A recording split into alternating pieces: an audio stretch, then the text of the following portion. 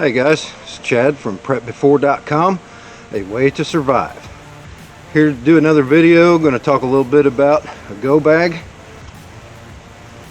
Everything you need to be ready before you have to be. In the last video, we talked about where you're going to go, your escape route, thinking about what you're going to do to get out of Dodge if the need requires it. We've talked about getting alerts. Now it's time to actually get ready and get a go bag ready. So stay tuned, it's coming up. I got a nice little surprise for you to grab a hold of and get what you need to be ready before you have to be.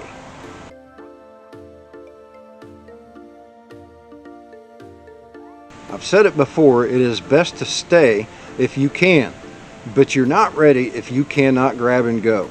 So get the guide in the video description below, and I will lead you through what you need to know and how to get the things to get your go bag ready.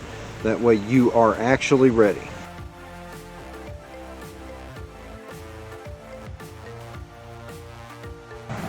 With all the effort that I've put into helping people be ready before they have to be, this topic is one that will actually leave you ready if you follow through.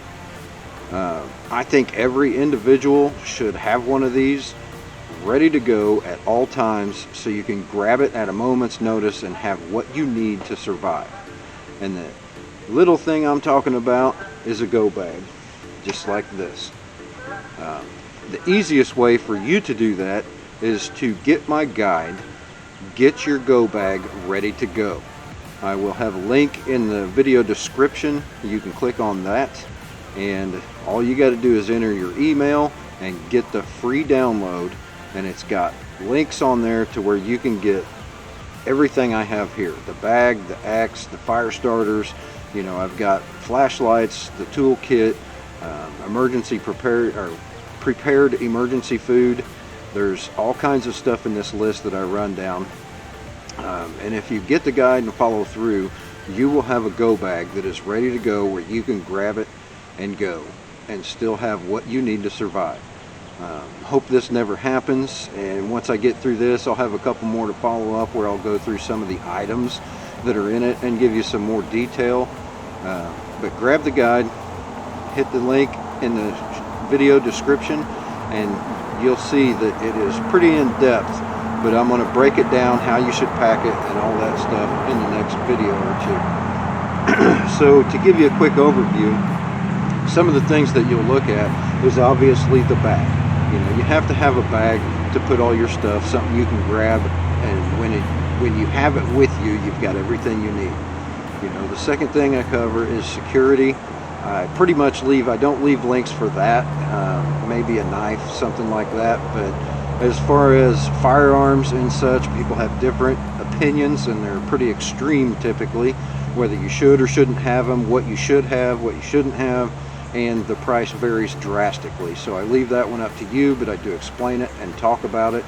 A couple of the other ones are, your medical kit.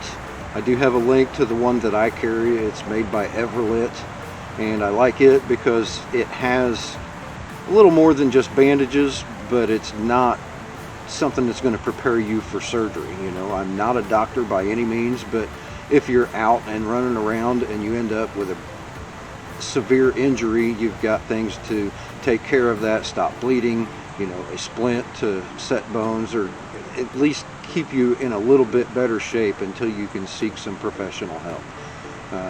The medical bag, the kit, shelter, things that you can do for that, the simple things like emergency blankets, and I actually recommend the AquaQuest tarp. It's very durable, it's completely waterproof. That, some cordage, and a few sticks, you can improvise a shelter to keep you dry out of the wind, snow, whatever it is that you might be subjected to at that time. Water, I've got one pouch here that's got my mini Sawyer filter. I've got a water drop gravity filter, so I can do multiple sets of water. The mini Sawyer's good because you can use it to drink right from a stream. The filter, the water drop gravity filter, allows you to do more quantity, so you have things to store water in with you. I've actually got a 2 to 3 liter Camel pack that's set up in mine, and you can see the tube sticking out. I don't have to break everything down to get a drink, but I have to make sure that I'm purifying that water to put in there if we're out in the wilderness. And then of course you've got food. I mentioned the prepared emergency food. There's all kinds out there. I do recommend the 4 Patriots that I have links to. There's Augustin Farms, there's all kinds of them out there that are prepared, and I recommend buying small quantities and trying them. You know, that's part of figuring out what you like. But I do use the 4 Patriots. They're nice, they're consolidated pouches. I just get the 72-hour kit for my go bag, you know, and obviously if I'm going to be out on my own, I will have stuff to hunt with. I have trapping skills. There's certain things that you can do to, other than using prepared food, but you want to have those just in case you haven't caught anything that day, or you're on the verge of where I need something to eat. Then after food, you've got fire. You know, if you do have the ability to hunt, or even these dehydrated foods, some of them you will have to boil the water. You know, it's dehydrated, so you obviously have to hydrate it, and that may be good enough, but it's going to be a little more edible and softened if you heat the water up, boil it. So I have a way to make a fire. You can improvise things, or you can buy a mini pocket stove or whatever you need that you can shove in your bag. I wouldn't recommend a big grate because you're going to have to carry it. You know, it would be nice to have one, but you have to carry it. If you're thinking about a go bag, that's not something you're going to have in there. So you have water, you have food, you have fire, light. You don't think that you really need it until it's dark out, you know, and then it becomes a little more important. I've got a few resources in the guide and links that you can get stuff for those, for a flashlight, glow sticks, you know, lanterns. There's a few other things, you know, along with the fire too. You always want to have more than one way to start a fire with you. I recommend disposable lighters, stormproof matches, and of course a ferro rod, which I did a demonstration in, and at the end of one of the videos, if you would like to go back and check it out, how they actually work, and you can start a fire with them. So food, water, shelter, we've got all those covered. The medical kit, I go over that. Light is probably not essential, but you will appreciate it when it's dark out. And one of the last things that I cover is communication.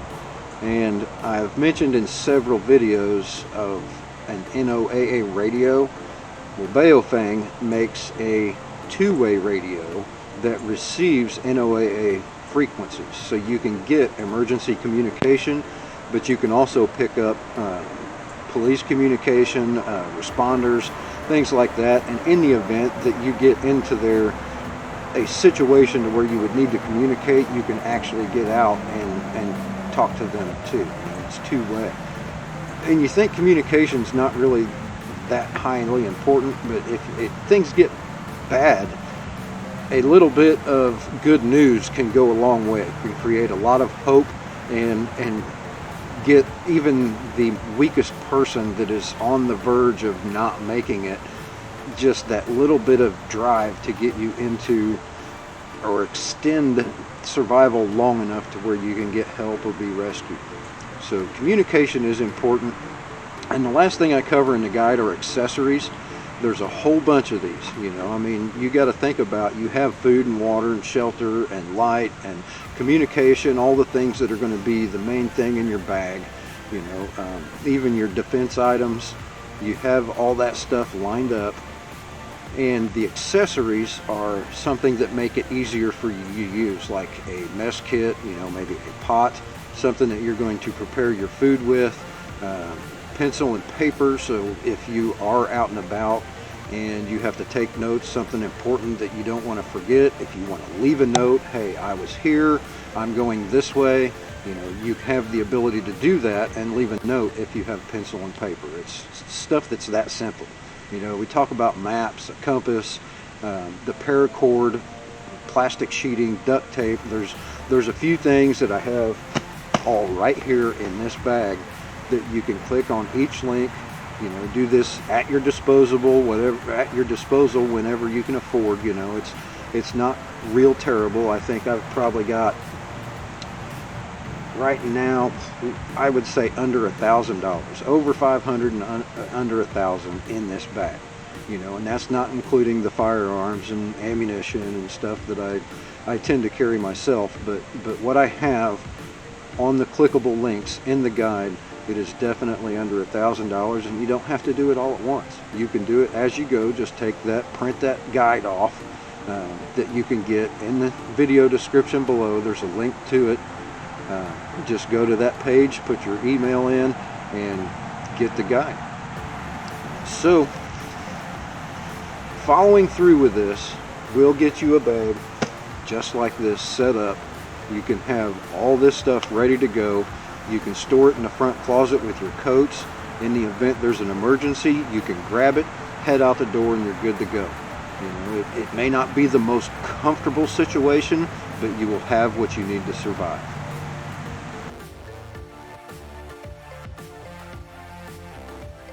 I've said it before, to stay is best, but you're not ready unless you can grab and go. So get my guide and get your go bag ready to go. You know, survival is all about planning, preparation, and practicing. And if you want to learn more, stay tuned, because I'm going to talk more in detail about the parts in the go bag. And again, like, subscribe, and we got more coming. This is Chad from PrepBefore.com. Thanks for tuning in. See you soon.